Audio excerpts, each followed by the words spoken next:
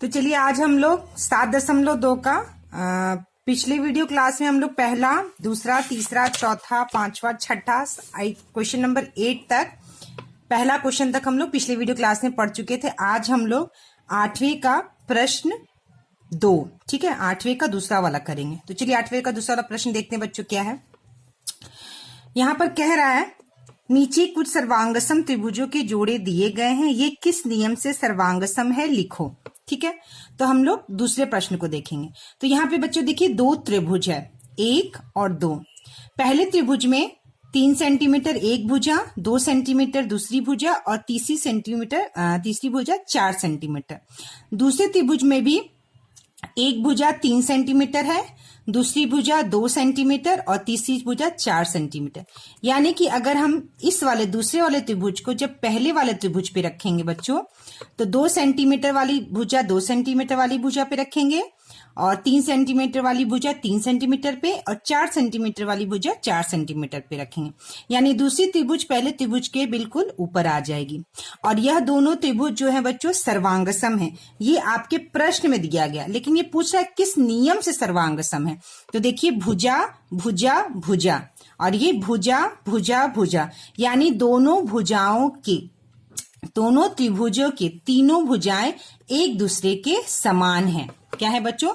दोनों त्रिभुज की तीनों भुजाएं एक दूसरे के समान हैं। तो यह एस एस एस यानी एस एस एस प्रतिबंध, जिसे भुजा भुजा भुजा प्रतिबंध कहते हैं। ठीक है, तो भुजा भुजा भुजा नियम से यह दूसरा वाला त्रिभुज जो है दोनों एक दूसरे के सर्वांगसम है। तो आप यहाँ पे लिख सकते हैं भुजा भुजा और भुजा नियम से यह दोनों त्रिभुज एक दूसरे के सर्वांगसम है। चलिए 8वां का पहला हो गया, दूसरा हो गया। अब हम तीसरा प्रश्न देखते हैं। तीसरा प्रश्न कह रहा है बच्चों यहाँ पे 2 त्रिभुज है और यह दोनों त्रिभुज एक दूसरे के सर्वांगसम है। ये हमारे प्रश्न में दिया है, लेकिन किस नियम से सर्वांगसम है। तो देखिए बच्चों, इस त्रिभुज में, पहले त्रिभुज में और दूसरे त्रिभुज में एक कोण समकोण है। यानी कि जिस त्रिभुज में एक कोण अगर 90 डिग्री का होता है तो उसे हम समकोण कहते हैं।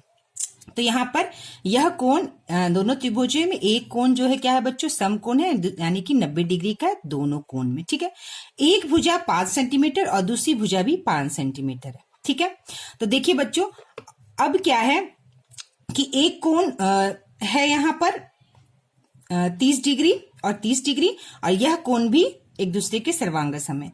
एक भुजा भी दूसरे के सर्वांगसम है और सर्वांगसम है दोनों भुजा। तो यह जो कर्ण है, यानी समकोण त्रिभुज में जो सबसे बड़ी भुजा होती है वह कर्ण होती है।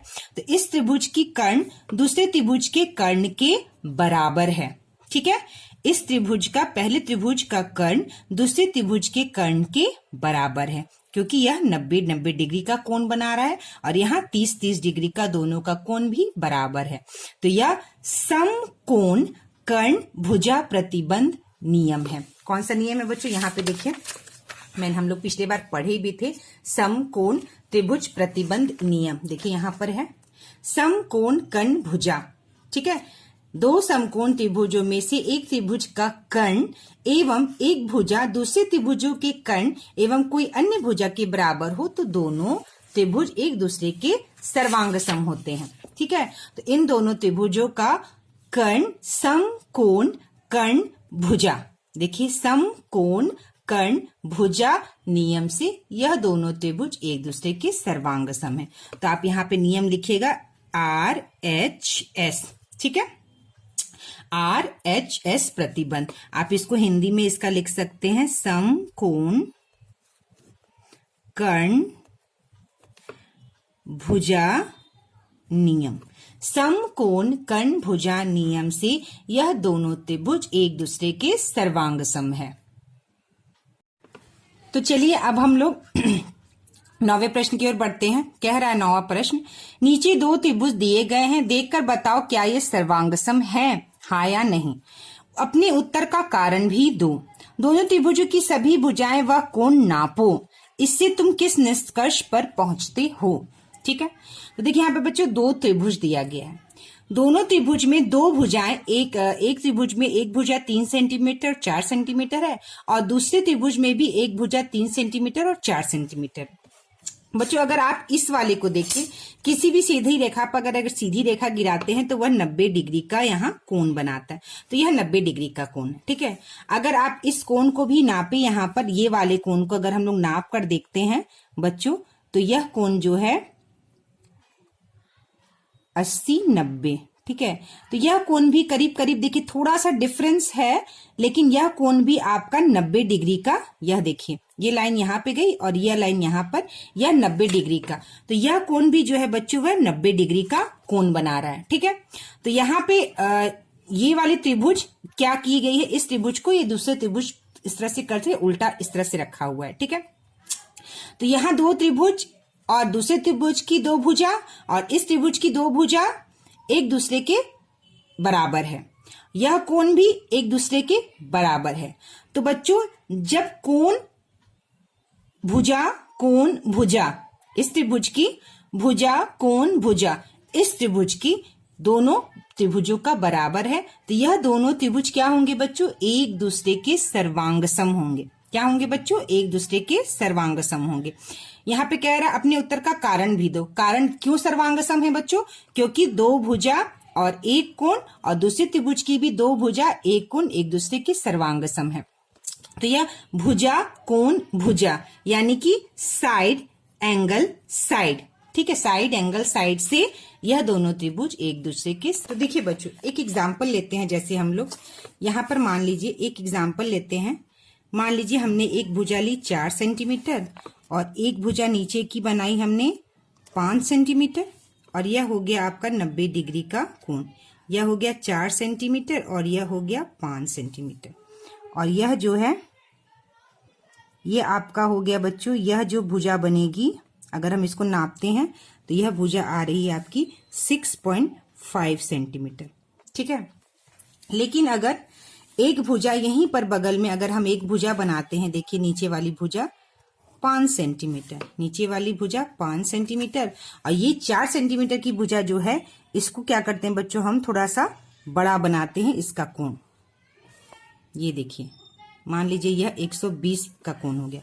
अब हम क्या करेंगे, 4 सेंटीमीटर और ये 5 सेंटीमीटर, इसको हम माप कर देखेंगे। ये 0 से लेकर ये आया करीब करीब बच्चों आपका ये आ जा रहा है 8 सेंटीमीटर। ठीक है, ये आ जा रहा है 8 सेंटीमीटर। ठीक है, देखिए अगर तो ये आ गया 8 सेंटीमीटर, यानी कि जब कोण दोनों भुजाएं, देखिए इसमें भी इस त्रिभुज की भुजा 4 सेंटीमीटर और एक भुजा 5 सेंटीमीटर, लेकिन कोण इसका बड़ा है, तो इसका जो तीसरा भुजा है 6.5 सेंटीमीटर आ रहा है और इस त्रिभुज का यह जो भुजा है तीसरी भुजा जो है ये 8 सेंटीमीटर आ रही है। यानी कहने का मतलब हुआ बच्चों कि जब दो भुजाएं एक दूसरे के बराबर होंगी, किसी भी त्रिभुज की दो भुजा जब एक दूसरे के बराबर होगी तो उनके बीच का बनने वाला कोण भी अगर बराबर होगा तभी वो दोनों त्रिभुज एक दूसरे के सर्वांगसम होंगे। यहाँ पे त्रिभुज सर्वांगसम क्यों नहीं है, दो भुजा तो एक दूसरे के बराबर हैं, लेकिन यह त्रिभुज दोनों एक दूसरे के सर्वांगसम क्यों नहीं है, क्योंकि इन दोनों के बीच का कोण जो है वह बराबर नहीं है। लेकिन इस प्रश्न में अगर देखिए तो यहाँ पे भी 90 डिग्री का कोण, तो यह दोनों त्रिभुज क्यों सर्वांगसम है बच्चों, क्योंकि इन दो एक त्रिभुज की दो भुजा कोण दूसरे त्रिभुज की दो भुजा कोण के बराबर है, इसलिए यह दोनों त्रिभुज जो है एक दूसरे के सर्वांगसम है। ठीक है, और किस नियम से सर्वांगसम है, भुजा कोण भुजा यानी साइड एंगल साइड, भुजा कोण भुजा से ये एक दूसरे के सर्वांगसम।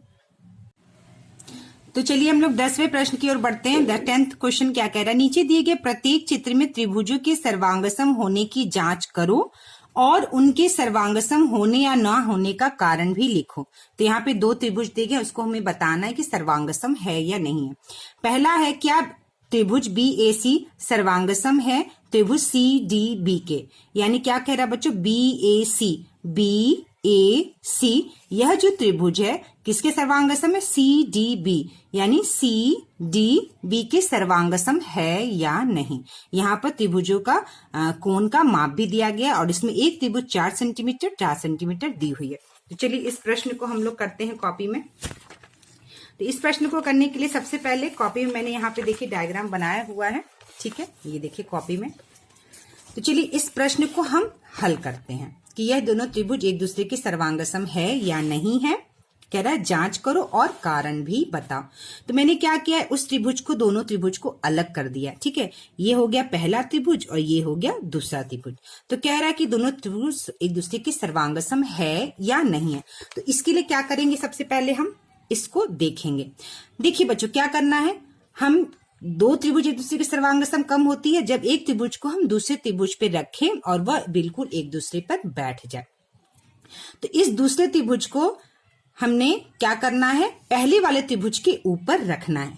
तो जब हम दूसरे वाले त्रिभुज को पहले वाले त्रिभुज के ऊपर रखेंगे बच्चों, तो यह 25 डिग्री का कोण है पहले वाले त्रिभुज का, और दूसरे वाले त्रिभुज का 25 डिग्री का कोण हम इसके ऊपर ले आके रखेंगे। ठीक है, तो जब सी वाला पॉइंट हम बी वाले पॉइंट पे रखेंगे तो बी वाला पॉइंट सी वाले पॉइंट पे जाएगा। क्यों, 35 डिग्री वाला कोण 35 वाले डिग्री पे रखेंगे, 25 डिग्री वाला कोण 25 डिग्री पे रखेंगे। तो मतलब इस वाले त्रिभुज को उठाकर हम क्या करेंगे बच्चों, इस तरह से ऐसे करके 25 वाला 25 पे और 35 वाला 35 पे पॉइंट आना चाहिए, कौन, इस प्रकार रखेंगे। तो ये डी वाला पॉइंट क्या हो जाएगा, ए पर चलेगा। मतलब इस त्रिभुज को आपको जस्ट अगर ऐसे उठाकर रखिएगा तो ये 35 वाला 25 पे चला जाएगा, 25 वाला 35 पे, तो वैसे हमको नहीं रखना है। इस त्रिभुज को हमको क्या करना है बच्चों, इस त्रिभुज को जो ऐसे है और इस त्रिभुज को इस तरह से करके और तब हमको इसके ऊपर इस तरह से रखना है। तो देखिए, जब 25 वाला कोण 25 पे रखेंगे तो बी वाले पॉइंट पे ये सी वाला पॉइंट किस पे आ जाएगा बच्चों, बी वाले पॉइंट पे आ जाएगा, और यह बी वाला पॉइंट किस पे आ जाएगा, सी वाले पॉइंट पे आ जाएगा।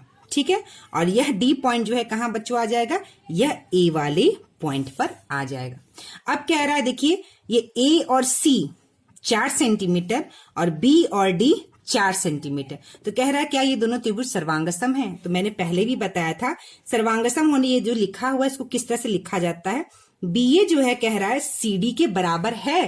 तो हम लोग देखते हैं बी ए किसके बराबर है बच्चों, सी डी के। हाँ, क्यों, क्योंकि देखिए बी पर कौन सा पॉइंट रख रहे हैं हम, सी वाला पॉइंट रख रहे हैं, क्योंकि हम त्रिभुज को इस तरह से पलट के रखे हैं। तो बी ए किसके बराबर है बच्चों, सी डी के बराबर है ना, यहाँ पे लिखा है बी ए किसके बराबर है, सी डी के। तो क्या बी ए सी डी के बराबर है, हाँ बी ए सी डी के बराबर है। तो हम यहां से लिखेंगे बी ए बराबर सी डी, ये सही है। अब कह रहा है ए सी क्या डी बी के बराबर है। तो देखिए ए सी डी बी के बराबर है, क्योंकि दिया हुआ प्रश्न में ये ए सी 4 सेंटीमीटर है और डी बी भी 4 सेंटीमीटर है। तो ए सी बराबर डी बी, ये भी सही है, ये भी सही है। अब कह रहा है बी सी बराबर सी बी। अब क्या कर रहा है बच्चों, बी सी बराबर सी डी, सी बी हमको करना है। तो बी सी कहाँ है, देखिए बी सी ये वाली जो लाइन है, ये वाली जो भुजा है, पहले वाले त्रिभुज की जो भुजा बी सी है वो दूसरे वाले त्रिभुज की भुजा सी बी के बराबर है। तो यह बराबर है, बी सी भुजा जो है वह सी बी भुजा के बराबर है। तो यह भी सही है। ठीक है, अब यह कोण भी जो है एक दूसरे के क्या है बच्चों, बराबर है। यह कोण भी क्या है, एक दूसरे के बराबर है। तो देखिए अब क्या करेंगे हम, यह 25 डिग्री का कोण है, पहले वाले त्रिभुज में यह कोण 25 डिग्री है और दूसरे वाले कोण में यह कोण 35 डिग्री है। तो यह वाला कोण क्या हो जाएगा बच्चों, निकल जाएगा। अगर आप निकाले तो त्रिभुज का 25 और 35 30 20 30 50 और 5 5 कितना हो गया 60, यानी दोनों का मिला के यह 60 डिग्री का कोण बना रहा है। और किसी भी त्रिभुज में तीनों कोणों का माप 180 डिग्री होता है। तो यह कोण कौन सा हो गया बच्चों, 120 डिग्री का। यह कोण कौन सा हो गया, 120 डिग्री का। ठीक उसी प्रकार ये 35 डिग्री है और ये 25 डिग्री है। दूसरे वाले त्रिभुज में 35 और 25 कितना हो गया, 60 डिग्री। तो यह वाला कोण भी क्या हो गया बच्चों, 120 डिग्री। ठीक है, क्या हो गया बच्चों, यह कोण भी 120 डिग्री। ठीक है, अब देखिए यहां पर जो कोण है वह कोण भी एक दूसरे के बराबर है। कौन सा कोण एक दूसरे के बराबर है बच्चों, एंगल बी ए सी। ठीक है, तो कोण भुजा कोण, तो यहां पर हम लिखेंगे एंगल यानी कोण बी ए सी बराबर कोण क्या हो जाएगा बच्चों, बराबर C D B. C D B, यह जो त्रिभुज का यानी यह कोण ए यह कोण डी के बराबर है। तो यह भी क्या है बच्चों, यह सही है, क्योंकि यह भी 120 डिग्री का कोण, यह भी 120 डिग्री का कोण है। तो देखिए बच्चों अब क्या है कि यह जो है कोण भुजा कोण, इस त्रिभुज का, पहले त्रिभुज का पहला कोण, फिर यह भुजा और यह कोण दूसरे त्रिभुज के कोण भुजा कोण के बराबर है। समझ में आया बच्चों? पहले त्रिभुज का कोण भुजा कोण दूसरे त्रिभुज का कोण भुजा कोण के बराबर है। तो ये किससे आ गया बच्चों? यह हो गया प्रतिबंध किससे?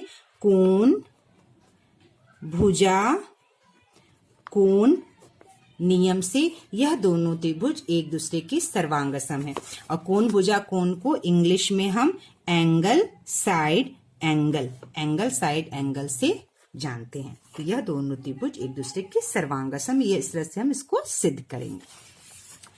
चलिए यहाँ पर अब दूसरा दिया गया है, दो त्रिभुज है और देखिए पी क्यू आर और ये है एस टी आर, दो त्रिभुज है। दोनों त्रिभुजों में एक दूसरे का दो भुजाएं एक दूसरे के बराबर है। तो कह रहा है क्या? त्रिभुज आर पी क्यू, त्रिभुज आर पी क्यू बराबर है, सर्वांगसम है त्रिभुज आर एस टी के सर्वांगसम है या नहीं है। ठीक है, इसका हमको जांच करना है। तो देखिए बच्चों, यह त्रिभुज जो बना हुआ है सीधी रेखा पर, जब एक सीधी रेखा गिरती है तो वह 90 डिग्री का कोण बनाती है। तो यहां पर हम क्या करेंगे बच्चों? अब देखिए इन दोनों त्रिभुजों को क्या किया, मैंने अलग कर लिया। तो यहां पे कह रहा है क्या त्रिभुज आर पी क्यू सर्वांगसम है त्रिभुज आर एस टी के, यहां मैं लिख देती हूं आर एस टी के। तो हम देखेंगे आर पी बराबर है किसके? यहाँ पे आर एस के। तो हम देखेंगे आर पी बराबर है आर एस के। तो देखिए बच्चों, इस त्रिभुज में यह सीधी रेखा 2 सेंटीमीटर की 6 सेंटीमीटर की सीधी रेखा पर गिर रही है और यह 6 सेंटीमीटर की सीधी रेखा पर यह 2 सेंटीमीटर की सीधी रेखा गिर रही है। तो यह बना रहा है 90 डिग्री का कोण और यहाँ भी बन रहा है 90 डिग्री का कोण, यानी कि यह कोण बराबर है। तो देखिए भुजा कोण भुजा से, और इसमें भुजा कोण भुजा से यह दोनों त्रिभुज एक दूसरे के सर्वांगसम है। और समकोण त्रिभुज में कर्ण जो होता है वह दूसरे समकोण त्रिभुज के कर्ण के क्या होता है? बराबर होता है। तो आर पी बराबर है आर एस के। तो हम लिखेंगे हाँ आर पी बराबर है आर एस के, क्योंकि यह सही है। अब कह रहा है पी क्यू बराबर है एस टी के, पी क्यू बराबर है एस टी के। तो हाँ ये 2 सेंटीमीटर, ये भी 2 सेंटीमीटर। तो हम लिखेंगे पी क्यू बराबर एस टी। ठीक है, अब कह रहा है यहाँ पे देखिए आर क्यू बराबर है आर टी के। तो देखिए आर क्यू बराबर है आर टी के। क्यों बराबर है? क्योंकि ये भी 6 सेंटीमीटर 6 सेंटीमीटर। तो ये भी सही है, ये भी सही है, ये भी सही है। ठीक है, तो यह जब तीनों सही है तो आप इसको देखेंगे बच्चों, यह क्या है? भुजा कोण भुजा, एक त्रिभुज की भुजा कोण भुजा दूसरे त्रिभुज की भुजा कोण भुजा के बराबर है। क्या है बच्चों? बराबर है। इसलिए यह दोनों त्रिभुज एक दूसरे के सर्वांगसम है। ठीक है, तो आप यहाँ पे दे सकते हैं R Q P Q R. ठीक है, तो कोण पी क्यू आर बराबर है कोण एस टी आर के, ठीक है, यानी यह कोण इस कोण के बराबर है। क्या है बच्चों? यह वाला कोण इस वाले यानी कोण क्यू कोण टी के बराबर है। ठीक है, इसलिए यह दोनों त्रिभुज एक दूसरे के क्या है बच्चों? सर्वांगसम है। और कारण क्या है सर्वांगसम होने का? तो भुजा कोण भुजा। तो आप यहां लिखेंगे भुजा कोण भुजा नियम से यह दोनों त्रिभुज यानी एस ए एस नियम से यह दोनों त्रिभुज एक दूसरे के सर्वांगसम है। ठीक है, तो ये 10वें का पहला प्रश्न और ये 10वें का दूसरा प्रश्न खत्म होता है। नेक्स्ट वीडियो क्लास में बच्चों हम लोग घातांक पढ़ेंगे। ठीक है, नेक्स्ट वीडियो क्लास में हम लोग घातांक पढ़ेंगे।